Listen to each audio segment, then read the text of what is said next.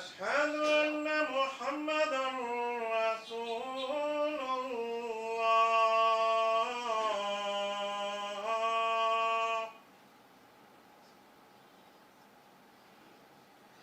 حي على الصلاة.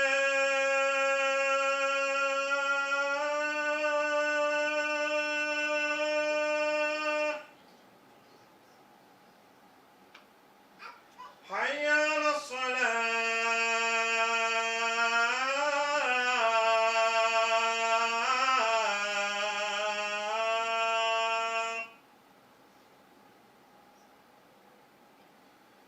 حي على الفلاح.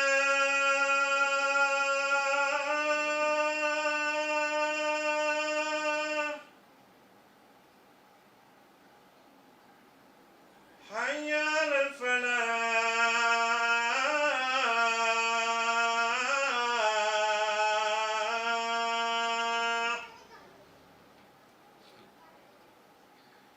الله أكبر الله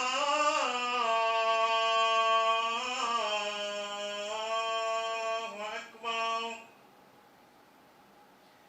لا إله إلا الله.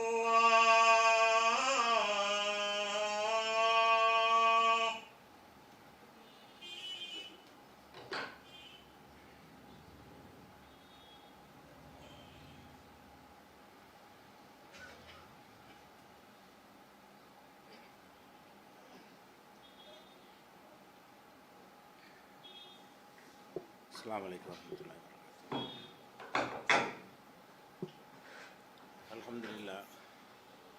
الحمد لله نحمده ونستعينه ونستغفره ونعوذ بالله من شرور أنفسنا ومن سيئات أعمالنا. من يهده الله فلا مضل له ومن يضلل فلا هادي له. وأشهد أن لا إله إلا الله وحده لا شريك له وأشهد أن محمدا عبده ورسوله أما بعد. கண்ணியத்திற்குரிய எல்லாம் வல்ல அல்லாஹு ஜல்ல ஷானஹு தஆலாவின் நல்லடியார்களே, அல்லாஹுடைய ஒரு பாக்கியத்தை நல்லடியார்களுக்கு மாத்திரம் அல்லாஹ் வழங்குவான் என்ற செய்தியை பார்த்தோம். அது போன்ற இன்னொரு செய்தி, நரகத்தை பற்றி அல்லாஹுடைய தூதர்கள் விளக்கும் பொழுது அந்த இடத்திலையும் அல்லாஹுடைய கால்கள் பாதங்களை பற்றி குறிப்பிடுகிறார்கள். நரகவாசிகள் நரகத்திலே போடப்பட்ட பிறகு நரகத்தில் அல்லாஹ் கேட்பானாம், நரகத்தை நோக்கி கேட்பான், ஹலிம் தலத்தி, நீ நிரம்பி விட்டாயா என்று நரகத்திலே நாம் அல்லாவே சொல்கிறான். குரானில் 50வது அத்தியாயத்தில் 30வது வசனத்தில் யௌம நகூலுலி ஜஹன்னம, நரகத்திலே நாம் கேட்போம், ஹலிம் தலத்தி, நீ நிரம்பி விட்டாயா என்று கேட்கும் பொழுது இப்போ தக்கூலு ஹல்மிம் மசீத், ஏன் இன்னும் அதிகமாக இருக்கிறதா என்று அந்த நரகம் கேட்கும். இப்படி அல்லாஹ் சொல்கிறான். அப்போ நரகத்தை பொறுத்த வரைக்கும் நரகவாசிகள் அத்தனை பேரை போட்டாலும் அந்த நரகம் நிறையாது. அதுக்கு அர்த்தம் என்னன்னு கேட்டால், அந்த நெருப்புடைய வீரியம் அவ்வளோ கடுமையானது. குறைந்த நெருப்பாக இருக்குமையானால் அதில் பொருள்கள் அதிகமாக போட்டால் நெருப்பு அணைஞ்சு போயிடும். குறைந்த நெருப்பில் அதிகமான பொருள்களை கொண்டு எரிபொருளாக கூட்டினோம்னு வைங்க, அப்போ அந்த பொருள் எரிக்க முடியாமல் நெருப்பு அணைந்து போயிடும். அப்போ தான் போதுமானதுன்னு அர்த்தமாகும். அப்போ நரகத்தை பொறுத்த வரைக்கும் ஒருத்தர் 2 பேர் போடுறதில்ல. ஆதம் அலைஹிஸ்ஸலாத்திலிருந்து இன்னைக்கு வரைக்கும் எடுத்தால் எத்தனாயிரம் கோடி இருக்கும்? இன்றைக்கே 700 கோடி பேர் இருக்கிறோம் என்று சொன்னால், ஒவ்வொரு காலகட்டத்திலையும் உள்ளதை கூட்டி பார்த்தோமே ஆனால் கோடான பேர் நரகத்தில் போடப்படுவார்கள். இவ்வளோ ஆட்களை போடப்படும் பொழுது அந்த நெருப்பு அதை அணைச்சிருமா? நெருப்பு எரிந்து கொண்டே இருக்கிறது. அதிகமான பேர் போடும்போது நெருப்பு அணைஞ்சு போயிடணும். போகுமானா போகாது. இன்னும் சொல்ல போனால் அதனுடைய எரிபொருளாக மனிதர்களை போடுவதோடு அல்லாஹ் என்ன செய்கிறான், கற்களையும் போடுவேங்கிறான். வக்கூது ஹன்னாசு உல் ஹிஜாரா, கற்களும் மனிதர்களும் எரிபொருளாக இருக்கக்கூடிய நரகத்திற்கு பயந்து கொள்ளுங்கள். நரகத்தை பற்றி அல்லாஹ் சொல்லும் பொழுது நீங்கள் நரகத்துக்கு பயந்துக்கிறங்க. அதனுடைய எரிபொருளை கற்களாக இருக்கும். கற்களை எரிக்கிறதுனா எப்படியுமா? கல்லை நெருப்பில் போட்டால் எரியுமா? எரியாது. ஆனால் கடுமையான நெருப்பாக இருந்தால் அந்த கற்களே கங்குகளாக மாறிவிடும். அதுவே நெருப்புக்கு உள்ளாக்கப்பட்டு அதுவும் நெருப்பை வெளிப்படுத்தக்கூடியதாக மாறிடும். அப்போ அல்லாஹ் இந்த நரக நெருப்பை மூட்டுவதற்கு என்ன செய்கிறான்னு கேட்டால், கற்களை போட்டு என்ன செய்கிறான், கல்லையெல்லாம் நெருப்பாக்குறான். அதுக்கு மேலே மனுஷனை போடுகிறான். இந்த மனுஷனை கூட அல்லாஹ் என்ன செய்கிறான்னு கேட்டால், போட்டவுன்னு நெருப்பு என்ன செய்யும்? பிரிச்சிடும் எல்லாத்தையும். நம்மளோட தண்ணியை தனியாக பிரிச்சிடும், அது ஆக்சிஜனை தனியாக பிரிச்சிடும், எல்லாத்தையும் பிரித்து கொழுப்புகளை தனியாக வெளியேற்றிடும். கடைசியில் சாம்பல் தான் மிஞ்சும். நம்ம சாம்பல் ஆகுவோமா? ஆக மாட்டோம். நரகத்தில் ஒருத்தன் போடப்பட்டானேயானால் லா யமூத்து ஃபீஹா வலா யஹ்யா, அதில் வாழவும் மாட்டான், சாகவும் மாட்டான்.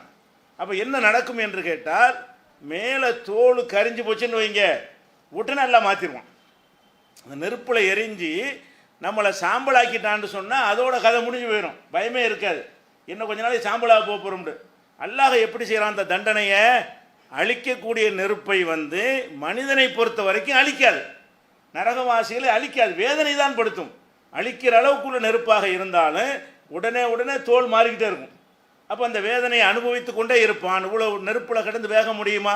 சாம்பலாயிருவோமே, இல்லாமல் போயிடுவோமே என்று நினைக்க முடியாத அளவுக்கு எல்லாம் என்ன செய்கிறான்னு கேட்டால், அந்த நரக தோலை பத்தல்னாகும் ஜுலூதன் கைரஹா குள்ளமா நல்ஜத்து ஜுலூதுகும், நெருப்பில் போடப்பட்டு அவங்க தோள்கள் எல்லாம் அப்படி கனிந்து போகும் பொழுது வேற தோலை மாற்றிடுவோம். ஒவ்வொரு மைக்ரோ செகண்டும் கருவிப்போம், ரொம்ப நேரம் ஆகாது. இந்த தோல் கனிஞ்சு போவதற்கு மாதக்கணக்காக இருக்கும். அதனுடைய வெப்பத்தில் போட்டவுடனே தோல்லாம் என்ன ஆயிரும்? அது வெந்து போயிடும். அப்புறமேல என்ன செய்ய வேதனையும் தெரியாது. உடனே அல்ல என்ன செய்யறான்? தோலை மாற்றிக்கிட்டு இருக்கான். அப்போ இந்த அளவுக்கு கடுமையான வேதனை கொடுக்கப்பட்ட அந்த நெருப்பு அப்போ அது எரிபொருளாக பத்துமா? இது எரித்து சாம்பலாகிட்டாலும் போதும்னு சொன்னது. அப்போ போதாது. அதுதான் நரகம் கேட்குமா, ஹல்மின் மசீத், இன்னும் இருக்கிறதா அப்படின்னு கேட்கும் என்று அல்லாஹ் சொல்லி காட்டுகிறான். இதை நபிகள் நாயகம் ஸல்லல்லாஹு அலைஹி வஸல்லம் சொல்கிறாங்க. நரகத்தை பொறுத்த வரைக்கும் அல்லாஹ் இதில் கேட்பானா? அது போதலைன்னு சொல்லுவோம், அவ்வளோ கொழுந்து விட்டு எரிகிறது. அப்போ இன்னும் அதிகமாக அள்ளி போடணும்னு கேட்குற அளவுக்கு என்ன இருக்கிறது? நரகத்தினுடைய அளவு, அதனுடைய வெப்பமெல்லாம் இருக்கிறது. அப்போ ரசூலுல்லாஹ் சொல்கிறாங்க, ஹத்தா எலா ரிஜ்லஹு, அல்லாஹ் என்ன செய்வான்னு கேட்டால் போதாதுங்கிறியா என்று தன்னுடைய காலை நெருப்பில் வைப்பான், நரகத்தில் வைப்பான். வைத்த உடனே என்ன செய்ய? கத்து போதும் போதும், இனிமேல் எனக்கு தேவையில்லை, நான் அடங்கி விட்டேன் என்று சொல்கிற அளவுக்கு அல்லாஹ் தன்னுடைய பாதத்தை காலை வைப்பான் என்று புகாரில் 4850வது ஹதீஸ்லையும், பாதத்தை வைப்பான் என்று சொல்லி 4848வது ஹதீஸ்லையும் காணப்படும் புகாரியில். அப்போ அல்லாஹுக்கு கால்கள் இருக்கிறது, பாதங்கள் இருக்கிறது என்பதற்கு இது ஒரு நரகத்தை பற்றி சொன்னாலும், அந்த நரகத்தை சொல்லும் போது ஆகுண்டு ஆக்கிடலாம்ல. நரகம் நிறைய இலங்குது, நிறைஞ்சிருன்னு சொன்னால் முடிஞ்சு போச்சு. அப்படியுமெல்லாம் செய்வான், கட்டளையின் மூலமும் செய்வான். அல்லாஹ் என்ன செய்கிறான்? இந்த இடத்தில் என்ன செய்கிறான் என்று கேட்டால், தன்னுடைய காலை வைத்து நெருப்பில் வைத்து ஒரு மிதிச்ச உடனே போதும், அந்த வெப்பத்தை குறைக்கிறதுக்கு தன்னுடைய காலை வைக்கிறான். அப்போ அந்த மாதிரியான அடிப்படையில் அல்லாஹுடைய அந்த பெருமாண்டத்தையும் இது காட்டுகிறது. நரகமெல்லாம் ஒன்றுமே கிடையாது, அல்லாஹ்வுடைய பாதத்துக்கு கீழ் அடங்குற அளவுக்கு உள்ள ஒரு விஷயம்தான் என்பதையும் காட்டுகிறது. அல்லாஹ்வுக்கு கால்களும் பாதங்களும் உள்ளன, இந்த ஒரு விஷயத்தையும் சேர்த்து சொல்லக்கூடியதாக இந்த ஹதீஸ் அமைந்திருக்கிறது. அப்போ இறைவன் சூனியம் ஒன்றுமில்லை என்ற கருத்துக்களை இவையெல்லாம் பொய்யாக்கி கொண்டிருக்கிறது. நம்ம அப்படித்தான் நினைத்து கொண்டிருக்கிற அதிகமான மக்கள். உருவமற்ற இறைவனுக்கு உண்மையானவருங்கிறாங்க, எங்கே இருக்கின்றான் இறைவன் பாட்டு படித்து எங்கேயும் இருக்கின்றான்ங்கிறாங்க. அப்படியெல்லாம் கிடையாது. இறைவன் என்பவன் அவனுக்கே ஒரு வடிவத்தோடு என்ன செய்கிறான்? இருந்து கொண்டிருக்கிறான். அது போக இப்போ நம்ம மனிதர்களாக உலகத்தில் வாழ்கிறோம், நமக்குன்னு என்ன இருக்குது? உள்ளம் இருக்கிறது. உள்ளம்டா என்ன? நல்லது கெட்டது முடிவு செய்கிறது, நினைவில் வைத்துக் கொள்ளக்கூடிய இந்த மாதிரியான ஒரு ப்ரோக்ராம் அமைக்கப்பட்ட உள்ளம் உள்ளவர்களாக நம்மெல்லாம் இருக்கிறோம். அல்லாஹ்வுக்கு உள்ளம் இருக்குதா? அல்லாஹ்ங்கிறவன் ஒன்றும் இல்லாமல் இருந்தால் உள்ளம்லாம் இருக்காது. காற்றுக்கு உள்ளம் இருக்குமா? கரண்ட்டுக்கு உள்ளம் இருக்குமா? ஏன்னா அதுக்கு எந்த ஒரு வடிவமே கிடையாது. அல்லாஹ்வை பொறுத்த வரைக்கும் அவனுக்கும் மனசு இருக்கிறது, அவனுக்கும் உள்ளம் இருக்கிறது என்று சொல்லி நபிகள் நாயகம் ஸல்லல்லாஹு அலைஹி வஸல்லம் விளக்கியிருக்கிறார்கள். அல்லாஹ்வுடைய திருக்குர்ஆனிலே அதை பற்றி எல்லாம் விளக்குறான். எப்படி விளக்குறான்னு கேட்டால், மறுமை நாளில் எல்லாத்தையும் எழுப்புவான். எழுப்பி என்ன செய்வான்? எல்லா நல்லடியார்களை விசாரிப்பான், கெட்டவங்களை விசாரிப்பான், ஒருத்தர் விடாமல் விசாரிப்பான். அப்படி விசாரிக்கும் பொழுது அதில் முக்கியமான விசாரணை ஈசா நபி. ஏனென்று கேட்டால் அவரை வச்சு தான் நிறைய பேர் வழிகட்டு போயிருக்கிறாங்க. ஒரு மனிதரை வைத்து அதிகமாக வழிகட்டது யாருன்னு பார்த்தீங்கன்னா ஈசா நபி தான். வேறு மாதிரி வழிகட்டு நிறைய இருப்பாங்க. ஒரே ஒரு மனிதரை கடவுள் என்று கருதி, கடவுள் குமாரர் என்று கருதி அதிகமான பேர் வழிகட்டு போயிட்டார்கள் என்று சொன்னால் அது ஈசா நபியுடைய உம்மத்தை சேர்ந்தவர்களுக்கு தான் பொருந்தும். அவரை ஃபாலோ பண்ணக்கூடியன்னு சொல்கிறாங்கல்ல, அவங்களுக்கு தான் பொருந்தும். அதுக்காக இல்லை செய்வான்னு கேட்டால் ஈசா நபி எல்லாம் கூப்பிடுவான். அவனுக்கு தெரியும், எல்லாமே தெரிஞ்சுக்கிற கூப்பிட மாட்டான். எல்லாரும் எழுப்பி அந்த மக்கள் மத்தியில் மெய்ப்படுத்துவதற்காக கேட்பான். அந்த குல்தலின் நாஸ், ஈசாவே நீ தான் சொன்னியா, மக்களுக்கு சொன்னாயா, இத்தஹிதுனி ஓ உம்மி இலாஹைனி மின் தூனில்லா, என்னையும் என்னுடைய தாயையும் அல்லாவை விட்டுவிட்டு கடவுளாக்கி கொள்ளுங்கள் என்று நீ சொன்னியா என்று அல்லாஹ் வந்து ஈசா நபிட்ட விசாரிப்பான். இது எல்லாரும் பார்த்து கொண்டிருப்பார்கள். அப்போ ஈசா நபி என்ன செய்வாங்க? அவங்க தான் சொல்லலையே. அவர்கள் இவங்க செய்கிற வழிபாட்டுக்கு அவருக்கு ஏதாவது சம்பந்தம் இருக்கா? அவர் போதனையில் இது மாதிரியான கருத்தை சொன்னாரா? நான் அல்லாவுடைய மகன்ட்டு பேசினாரா? என்னை வணங்கன்னு சொன்னாரா? எங்கள் அம்மா ஒன்றுமே சொல்லலை. அப்போ அவர் என்ன செய்வார்? சுபஹானக்க, யா அல்லாஹ் நீ தூய்மையானவன், நான் எப்படி சொல்லுவேன்? இன் குன்து குல்துஹு ஃபகத் அலிம் தஹு, நான் சொன்னதை உனக்கு தெரியுமா, என்னை வணங்குங்க என்று நான் பிரச்சாரம் செய்து இருந்தால் உனக்கே தெரிஞ்சிருக்கும். தஅலமு மாஃபி நஃப்சி, என்னுடைய நஃப்ஸில் உள்ளதை நீ அறிவாய். வல அலமு மாஃபி நஃப்சிக்க, உன்னுடைய நஃப்ஸில் மனசில் என்ன இருக்குன்னு எனக்கு தெரியாதுங்கிறார். அல்லாவிடத்திலே பேசும் என்ன செய்கிறாருன்னு கேட்டால், எனக்கு மனசு இருக்கிறது, உனக்கு மனசு இருக்கிறது, ஏன் மனசில் உள்ளது உனக்கு தெரியும், ஓ மனசில் உள்ள எனக்கு தெரியாது என்ற அந்த வாசகத்தை அல்லாட்ட பயன்படுத்துகிறாரு. யார்கிட்ட மனசு இருக்கிற மனுஷனா, எனக்கு மனசு இருக்குதா அப்படின்னு நல்லா கேட்கல. அல்லாஹ்விடத்தில் அவர் என்ன வார்த்தையை பயன்படுத்துகிறாரு? தஅலமு மாஃபி நஃப்சி, என்னுடைய நஃப்ஸில் உள்ளதை எல்லாம் நீ அறிகிறாய். வல அலம் மாஃபி நஃப்சிக்க, உன்னுடைய நஃப்ஸில் உள்ளதை நான் அறியவில்லை. எதுக்கு இதை சொல்கிறாரு? அல்லாஹ்வுக்கு நம்ம சொல்லலைன்னு தெரியும். என்னை வணங்குங்கன்னு நம்ம பிரச்சாரம் பண்ணலை, என்னுடைய அம்மா வணங்கன்னு சொல்லலை. தெரிஞ்சுக்கிட்டு அல்லாஹ் கேட்குறான்னு எது கேட்குறான்னு தெரியலை. உன் மனசில் என்ன வச்சு இது கேட்குறாய் என்று எனக்கு தெரியவில்லை. ஆனால் நான் சொல்ல மா குல்துலகும் இல்லாமல் அமர்த்தனி, நீ என்ன எனக்கு உத்தரவிட்டாயோ அதைத்தான் நான் சொன்னேன். என்ன உத்தரவிட்டாய்? அனேபுதுல்லா, அல்லாவை வணங்குங்கள். உலா துஷரிக்கு பிஹி செய்யா, அவனுக்கு எதை இதைத்தானே நான் சொன்னேன். என்னை வணங்க நான் எங்கே சொன்னேன்? எங்கள் அம்மா வணங்க நான் எங்கே சொன்னேன்னு அவர் சொல்லுவார். இதெல்லாம் தெரியும் ரப்புல் ஆலமீனுக்கு, இவர் சொல்லலைன்னு தெரியும். அவரை பின்பற்றிய மக்களெல்லாம் என்ன செய்வாங்க? ஒரு எதிர்பார்ப்பில் இருப்பாங்க. நம்மளை இயேசுநாதர் காப்பாற்றி கொண்டு போகிறார், ஈசா நபி சொர்க்கத்துக்கு கூட்டு போயிடுவாருங்கும் போது அவரை கூப்பிட்டு விசாரித்த உடனே அவங்களுக்குலாம் ஒரு பெரிய ஒரு மகிழ்ச்சியாக இருக்கு. என்னது, இதை வந்து விட்டார், நம்மளை காப்பாற்ற வந்துட்டார்னு சொல்லி அவரை கை விட்டுருவார். நான் சொல்லவே இல்லை. இன்து அதிபகும் இன்னும் இபாதுக்க, நீ அதாபு செஞ்சு இவங்களை வந்து தண்டிக்க நினைத்தால் உன் அடிமைகள், நான் குறிக்கிட மாட்டேன். நீ மன்னிக்க நினைத்தால் நீ மன்னிக்கக்கூடியவன், நான் தலையிட தயாராக இல்லை.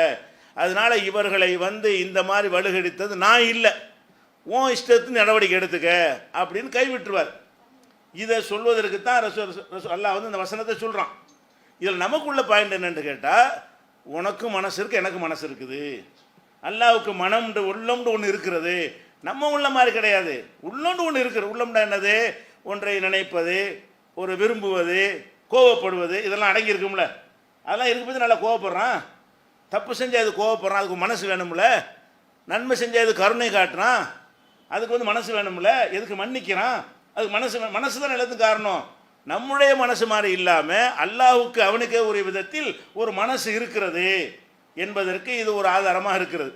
இது தொடர்பாக இது சொன்னதுனால நபிகள் நாயகம் ஸல்லல்லாஹு அலைஹி வஸல்லம் நமக்கு ஒரு பாடம் இருக்குல்ல, இதை அறிந்து கொள்வதோட தௌஹீதையும் தெரிஞ்சு கொள்ளணும். நபிகள் நாயகம் ஸல்லல்லாஹு அலைஹி வஸல்லம் சொல்கிறாங்க, என்னுடைய சகோதரர் ஈசாவை விசாரித்தது போல மறுமையில் அல்லாஹ் என்னையும் விசாரிப்பான்.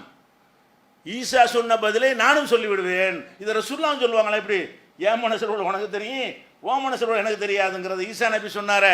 இதே மாதிரி அல்லாஹ் என்னை விசாரிப்பான். எப்படி விசாரிப்பான்? முகமதே, நீ தான் அந்த தர்காக்குலாம் போக சொன்னியா? நீ தான் உன்னுடைய உம்மத்தெல்லாம் மூடுதோது சொன்னியா? நீ தான் உன்னுடைய உம்மத்துகளெல்லாம் உன்னை கடவுளாக சொன்னியா? மகான்கள் பெரியார்கள்லாம் வணங்க சொன்ன நீ தான் சொன்னியான்னு அல்லாஹ் கேட்பான். முகமது ஸல்லல்லாஹு அலைஹி வஸல்லம் என்ன சொல்லுவாங்க? யாரெல்லாம் நான் அப்படி சொல்லவே இல்லையே, நான் சொன்னால் உனக்கு தெரியுமே, என் மனசில் உள்ள உனக்கு தெரியும், ஓ மனசில் உள்ள எனக்கு தெரியல, எதுக்கு இதை கேட்குற என்று இந்த ஒரு பதிலை இந்த அப்துல் சாலிஹான நல்லடியார் ஈசா சொல்லுவாரே, அந்த பதிலை நானும் அல்லாஹ்விடத்தில் சொல்வேங்கிறாங்க. அப்போ அல்லாஹ்வுக்கு மனசு இருக்கிறது என்பதை ஈசா நபியும் சொல்கிறாங்க, அல்லாஹ்வுடைய ரசூலும் அல்லாஹ்விடத்தில் சொல்ல போகிறாங்க. இவங்களெல்லாம் கை விட்டுருவாங்க. யார்? அல்லாஹ்வை வணங்க சொன்ன ரசூலுல்லாஹ்வுடைய கட்டளையை மீறி ரசூலுல்லாஹ்வையே கடவுளாக்குறது, பெரியார்களை கடவுளாக்குறது, செத்துப்போன ஆட்களை வணங்குறது, இவர்கள் எல்லாரையும் கைவிடக்கூடிய வகையில் ரசூல் ஸல்லல்லாஹு அலைஹி வஸல்லம் அந்த விசாரணையில் அவங்க சொல்லக்கூடிய பதில் அமைந்திருக்கும். இப்போ நமக்குள்ள விஷயம் என்னன்னு கேட்டால், அல்லாஹ் என்பவனுக்கு ஒரு மனசு இருக்கிறது என்பதை ரசூல் ஸல்லல்லாஹு அலைஹி வஸல்லம் அவர்களும் இந்த விசாரணையில் சொல்லுகிற பதிலில் இருந்தும் ஈசான சொன்ன பதிலில் இருந்து நம்ம அறிந்து கொள்கிறோம். இது 5வது அத்தியாயத்தில் 116வது வசனத்தில் இது வருகிறது. எது? உன் மனசில் உள்ளதை நான் அறிவேன், என் மனசில் உள்ளதை நீ அறிவாய், உன் மனசில் உள்ளதை நான் அறிய மாட்டேன் என்று ஈசா நபி அவர்கள் சொன்னார்கள் என்கிற இந்த ஒரு விஷயம் 5வது அத்தியாயத்தில் 116வது வசனத்தில் பார்க்கிறோம். அதே மாதிரி ரசூல் ஸல்லல்லாஹு அலைஹி வஸல்லம் அவர்கள் அல்லாஹ்வை பற்றி ஒரு அழகான ஒரு வர்ணனை செய்கிறார்கள். அல்லாஹ்வுக்கும் மனுஷனுக்குள்ள தொடர்பை பற்றி, அல்லாஹ் மனுஷனோட எந்த மாதிரி டீல் பண்ணுறான் அதை சொல்லும்போது சொல்கிறாங்க, அல்லாஹ் சொல்வதாக ரசூல் ஸல்லல்லாஹு அலைஹி வஸல்லம் சொல்கிறாங்க, ஆனால் இந்த லன்னி அபுதீபி, என் அடியான் என்னை பற்றி எப்படி நினைக்கிறானோ அப்படித்தான் நானும் நடந்து கொள்வேன். நான் ரொம்ப கொடுமைக்காரன் நினச்சான்னா அவனை கொடுமைப்படுத்திடுவேன். நான் இரக்கமுள்ளவன் நினைச்சா அது மாதிரி நான் காட்டுவேன். நான் மன்னிக்கக்கூடியவன் நினைத்தால் அது மாதிரி என்ன செய்வேன்? காட்டுவேன். மன்னிக்கவே மாட்டாயுவேன் அப்படி நினைத்தால் அது மாதிரி ஒன்று நடந்து கொள்வேன். அல்லாஹ் சொல்வதாக ரசூலுல்லாஹ் சொல்கிறாங்க, ஆனால் இந்த லன்னி அப்தீபி, என் அடியான் என்னை பற்றி எந்த மாதிரி நினைக்கிறானோ அந்த மாதிரி தான் அவனை நான் டீல் பண்ணுவேன். அதுக்கு விளக்கம் சொல்கிறாங்க. அது அல்லாஹ் விவரிக்கிறான். இப்படி அனமாகு இதா தக்கரணி, என்னை அவன் நினைவு கூர்ந்தானேயானால் அவனோட நான் இருப்பேன். அவனோட இருப்பேன், நம்மளோட ஒன்று கலந்துடுறது இல்லை. நமக்கு நெருக்கமாக என்ன செய்யறான்? அல்லாஹ் அருள் செய்வேன்கிறது இந்த வார்த்தையில் சொல்கிறான். ஃபைன் தக்கரணி ஃபி நஃப்ஸிஹி, ஒரு அடியான் அவனுடைய நஃப்ஸில் என்னை பற்றி நினைவு கூர்ந்தானேயானால் தக்கர்துஹு ஃபி நஃப்ஸி, என்னுடைய நஃப்ஸில் அவனை நான் நினைவு கூறுவேன். ஒரு அடியான் என்னை பற்றி அல்லாஹ் அப்படி மனசில் வாயால் சொல்லாமல் இறைவன் எனக்கு இவ்வளோ செஞ்சுருக்கிறானே அப்படின்னு நினைச்சு பார்க்குறான், அல்ல செய்த பாவத்தை நினைத்து வருந்துகிறான், அல்லாஹ்வுடைய வல்லமையை நினைத்து அல்லாஹ் பெருமைப்படு மனசுக்குள்ளேயே எவ்வளவும் செய்தானேயானால் அல்லாஹ் என்ன செய்வானா? இதே மாதிரி அவன் நினைப்பானா, அடியான பத்திலாம் நல்ல அடியானா இருக்கானே, நம்மளை இவ்வளோ பயம் வச்சிருக்கிறானே அப்படின்னு அல்லாஹ் மனசில் நினைப்பானா. அல்லாஹ் சொல்கிறான், இதை என் அடியான் அவன் மனசில் என்னை பற்றி நினைத்தானேயானால் என் மனசில் நான் அவனை நினைப்பேன். வித்தியாசம் என்ன? நமக்கு ஒரு நேரத்தில் ஒன்று தான் நினைக்க முடியும். நிறைய விஷயங்கள் இருந்தாலும் ஒரு நேரத்தில் ஒன்று நினைக்க முடியும், 9 நினைக்க முடியாது. அல்லாஹ் நினைக்கக்கூடிய உங்களே நினைப்பான், ஒவ்வொன்றையும் நினைப்பான். நினைப்பு அவனுக்கு மனசு இருந்தாலும் ஒரு நேரத்தில் 1 கோடியே நினைக்க முடியும். லிமிட் இல்லாமல் கோடி விஷயங்களை அவனுக்கு நினைவு கொள்ள முடியும். அப்போ என்னை நீ மனசில் நினைத்தாயானால் உன்னை என் மனசில் நான் நினைப்பேன். அப்போ என்ன அர்த்தம்? எனக்கும் மனசு இருக்கிறது, அல்லாஹ் எனக்கும் மனசு இருக்கிறது என்று அல்லாஹ் சொல்வதாக ரசூல் ஸல்லல்லாஹு அலைஹி வஸல்லம் சொல்கிறாங்க. ஒயின் தக்கரணி ஃபி மலையின், ஒரு சபையில் வைத்து என்னை அவன் நினைவு கூர்ந்தால், இந்த மாதிரி பேசுகிறோம் அல்லாஹ் பற்றி, அல்லாஹ் வல்லமை மிக்கவன் அப்படின்னு அல்லாஹை பற்றி நம்ம ஒரு சபையில் நினைவு கூர்ந்தோமையானால் தக்கர்துஹு ஃபி மலையின் ஹைரி மின்ஹும், இந்த சபையோரை விட சிறந்த சபையில் வைத்து அவனை நான் நினைவு கூறுவேன். இப்போ நம்ம அல்லாஹ் பற்றி பேசுகிறோமா, அல்லாஹ் என்ன செய்வான்? நம்மளோட சிறந்த சபை எது? மலக்குமார்கள். நம்ம சபை மனிதர்களுடைய சபை, நம்மை விட சிறந்த சபை என்று சொல்வது மாணவர்கள். மலக்குகள்கிட்ட அல்லாஹ் சொல்வானா, இந்த ஊரில் இந்த இடத்துல இத்தனாந்து இந்த நேரத்தில் என்னை பற்றி இவன் பேசி கொண்டிருக்கிறான், இந்த அடியார்கள் பேசி கொண்டிருக்கிறார்கள், இவர்கள் கேட்டுக்கொண்டிருக்கிறார்கள் என்று சொல்லி நீ ஒரு சபையில் என்னை பேசினால் உன்னை விட சிறந்த சபையில் நான் உன்னை பற்றி பேசுவேன். அல்லாஹ்வுக்கு நமக்கு உள்ள அந்த உறவுகளை என்ன செய்கிறான்? அல்லாஹ் நமக்கு சொல்லி தருகிறான்.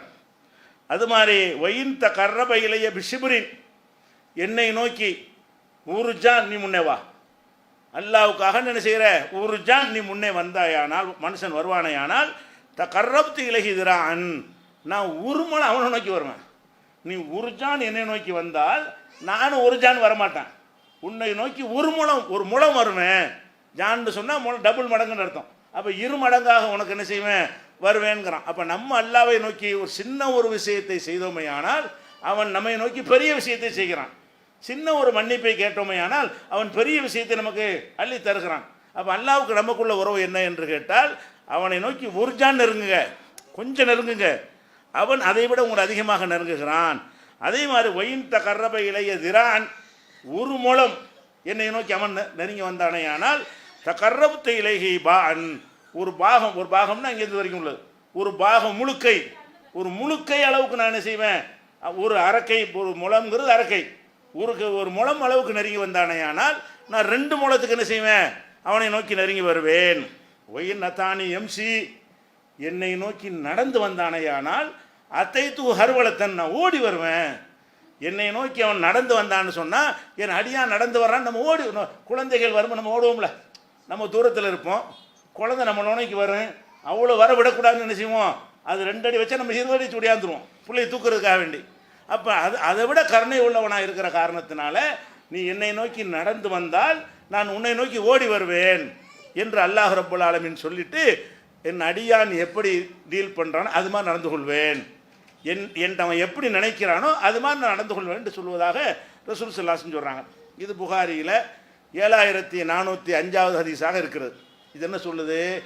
அப்போ அல்லாஹ் என்பவனுக்கு ஒரு நஃப்ஸ் இருக்கிறது. நம்ம மனசில் நினைச்சால் அவனும் மனசில் நினைக்கிறான், எல்லோரையும் நினைக்கிறான், ஒவ்வொருவரையும் நினைக்கிறான். அப்போ அந்த மாதிரியான மனசு உள்ளவனாக அல்லாஹ் இருக்கிறான்னு நம்பினா தான் நமக்கு பயமே வரும்.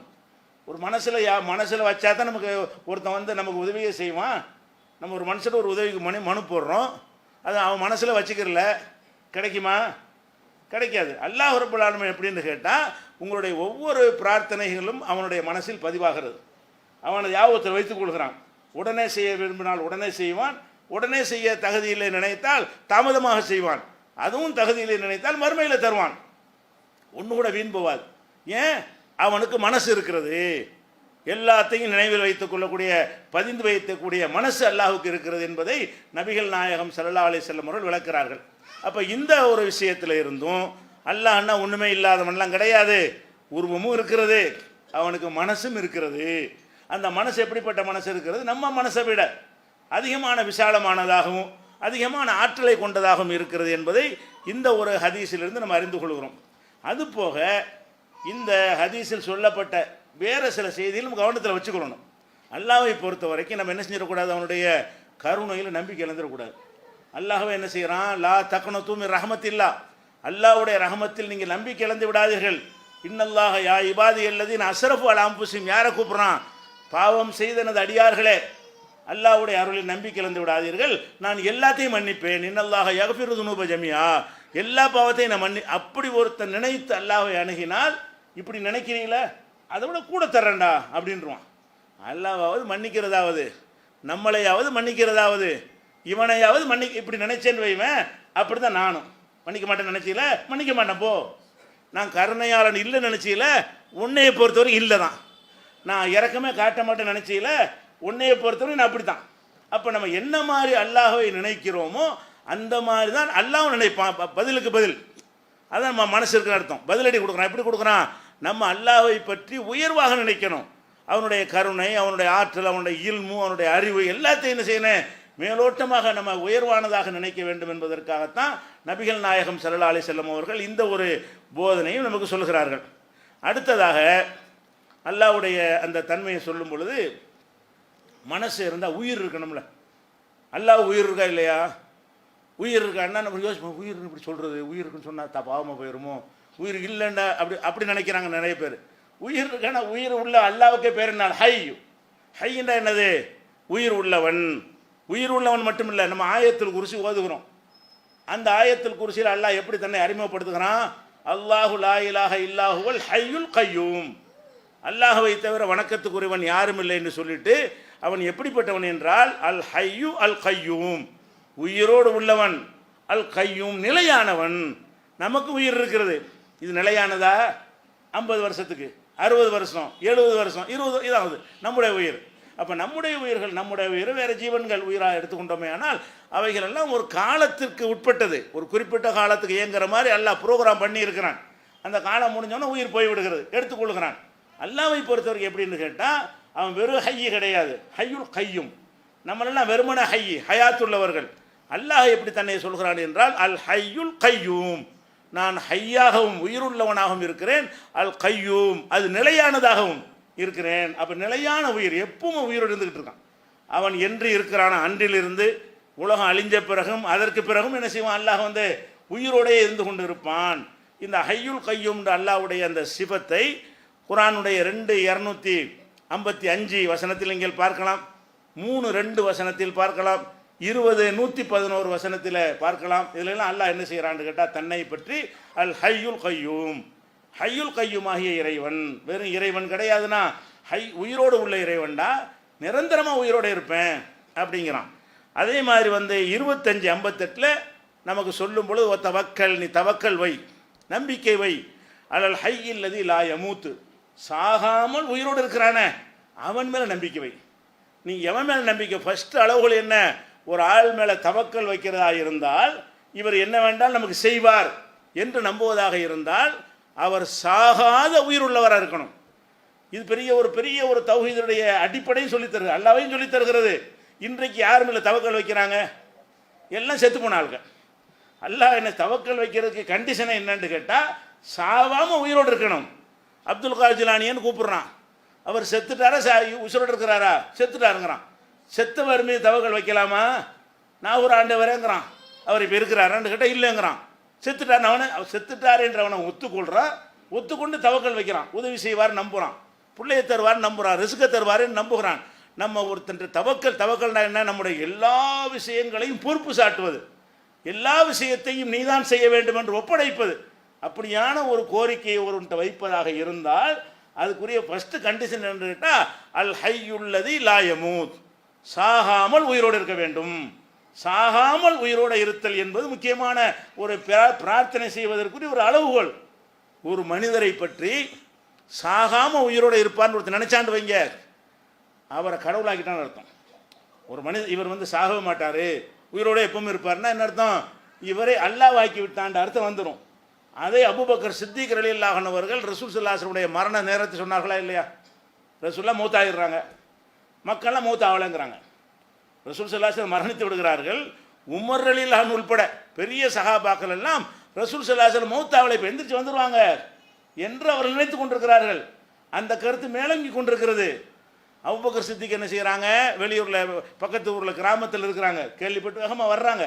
வந்து ரசூல் ஸல்லல்லாஹு அலைஹி வஸல்லம் அவர்களுடைய நெத்தியில் முத்தமிட்டு விட்டு, உடம்பு கிடத்தப்பட்டிருக்கிறது, முத்தமிட்டு சொன்னாங்க, திபுத்த ஹய்யன் வ மையித்தா, நீங்கள் உயிரோடு இருக்கும்போதும் நறுமணம் கமல்கிறீர்கள், மரணித்த பிறகும் நறுமணம் கமல்கிறீர்கள். மூத்தா போன பிறகு நாரும்ல, அந்த நாற்றம் உங்கள்கிட்ட வரவில்லை. உசுரோடு இருக்கும்போது வாசமாக தான் இருந்தீங்க, மூத்தா போன பிறகு வாசமா, அப்படி போதனை சொல்கிறாரு. என்ன சொல்ல வர்றாரு? மூத்தாயிட்டாருன்னு சொல்ல வர்றாரு. ரசூலுல்லாஹ் மூத்த ஆவலன்னு நினைக்கிற மக்கள் மத்தியில் வந்து அவர் மூத்தாவும் ஆயிட்டாரு, வாசமாக இருக்கிறாருங்கிறாரு. அதே மாதிரி என்ன செய்கிறாங்க? அந்த மக்கள்கிட்ட வந்து பேசுகிறாங்க, மன்கான யாபுது முஹம்மதன், தெரிந்து கொள்ளுங்கள், முகம்மதை நீங்கள் வணங்கினால் இப்போ இன்ன முகமதன் கதுமாத், முகமது மரணித்து விட்டார். நீங்கள் முகமது கடவுளாக பார்க்குறீங்களா? முகமது ஸல்லல்லாஹு அலைஹி வஸல்லத்தை வந்து உயிருக்கு மேலாக நேசித்தவர்கள் ஃபஸ்ட்டு அவருக்கு தான். இந்த ஒட்டுமொத்த உம்மத்தில், இந்த ஒட்டுமொத்த உம்மத்திலேயே நபிகள் நாயகம் ஸல்லல்லாஹு அலைஹி வஸல்லத்தை வந்து நேசித்தவர்களில் முதல் இடம் யாருக்கு? அபூபக்கர் சித்திக் அவர்களுக்கு தான் இருக்கிறது. அவங்க என்ன சொல்கிறாங்க? ரசூலுல்லாஹ் மூத்தாகலன்னு சொல்லிவிடாத, இபாதத்து செஞ்சதாயிரும், அதை கடவுளாக்கினதாயிரும். மன்கான யாபுது முஹம்மதன், நீங்கள் முகம்மதை வணங்குவதாக இருந்தால் தெரிந்து கொள்ளுங்கள், இன்ன முகமதன் கதுமாத், முகமது அவர்கள் இறந்து விட்டார்கள். மன்கான யாபுதுல்லாஹ், அல்லாஹை நீங்கள் வணங்குவர்களாக இருந்தால் தெரிந்து கொள்ளுங்கள், இன்னல்லாஹ ஹய்யுன் லா யமூத், அவன் தான் சாவாமல் உயிரோடு இருக்கிறவன். அப்போ ரசூல் ஸல்லல்லாஹு அலைஹி வஸல்லம் அவர்கள் சாகவில்லை, உயிரோடு தான் இருப்பார்கள், சாக மாட்டார்கள் நீ நினைத்தாயானால் அவர்களை அல்லாஹ் வைக்கிட்டு அர்த்தம். அவர்கள் கொண்டு வந்த கொள்கை குழி தோண்டி புதைத்து விட்டாய் என்று அர்த்தம் என்று அந்த மக்கள் மத்தியில் அவர்கள் பிரச்சாரம் செய்கிறார்கள். அப்போ என்ன இதில் நம்ம விளங்குகிறோம்? ஒருவன்கிட்ட போய் நம்ம பிரார்த்தனை செய்வதாக இருந்தால், தவக்கல் வைக்கிறதா இருந்தால், கோரிக்கை வைப்பதாக இருந்தால் அதுக்கு தகுதி என்ன? அவர் சாக மாட்டாரா?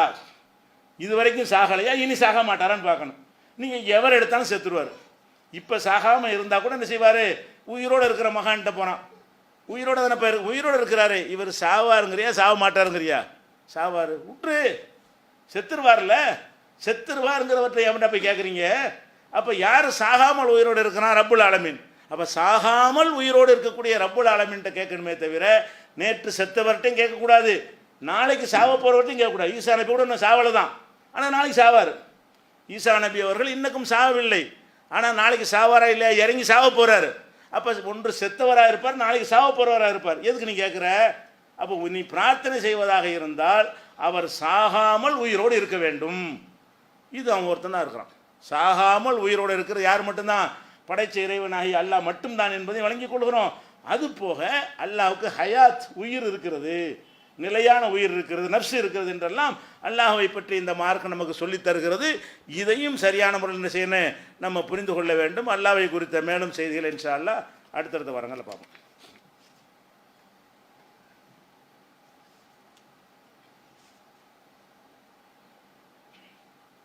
இறந்துடுறார் அந்த சகோதரர். இந்த நிகழ்வை பார்த்து உலகமே இப்படி ஒரு நாட்டில் நடக்குமா? மனித குலத்தில் இப்படியானவர்கள் இருப்பார்களா? இப்படிப்பட்ட ஒரு அரிய உலகறிய என்ன செய்கிறான்? அவன் இந்த கொடுமையை செய்கிறான். செஞ்சுட்டு அதை பகிரங்கமாக அதை நான் தான் செஞ்சேன்னு வந்து வாழத்தைக்கு உயர்த்தி போசு கொடுக்குறான். அதை வந்து ஒரு பெருமையாக ஒரு சமுதாயம் நினைக்கிறது. ஒரு நாடு இதை வேடிக்கை பார்த்து கொண்டிருக்கிறது. காவல்துறை அதிகாரிகள் பகிரங்கமாக அப்பட்டமான அத்துமீறல் செய்கிறார்கள். இப்படி நவீன காலத்தில் எல்லாம் சமூக வலைதளங்களில் அவன் பூணில் கேமரா வச்சுக்கிட்டு இருக்கிறான். பரவி போயிருமேங்கிற ஒரு அச்சம் கூட இல்லாமல் செய்கிறார்கள். இப்போ இது மாதிரி நடக்கும் பொழுது நமக்கு உள்ள மக்களுக்கு என்ன செய்கிறது என்றால் ஒரு பெரிய ஒரு சோர்வும், என்ன நம்ம வாழ முடியுமா இல்லையா?